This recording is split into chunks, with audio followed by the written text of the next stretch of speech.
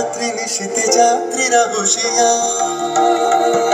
29 September 1942 তমলুকের মাটিতে কয়েক হাজার ভারতীয়কে নিয়ে যিনি পুলিশ স্টেশন ঘেরাও করার লক্ষ্যে হেঁটেছিলেন, সেই সত্তরোর্ধ্ব মাতঙ্গিনী হাজরা পুলিশের নির্মম গুলিচালনা ও লাঠিচার্জ সত্ত্বেও তার হাতের পতাকাটি মাটিতে লুটোতে দেননি।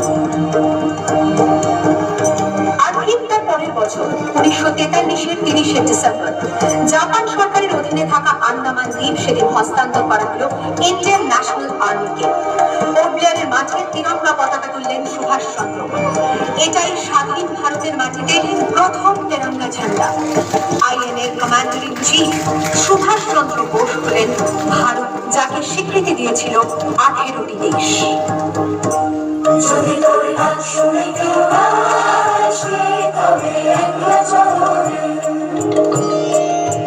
वंदे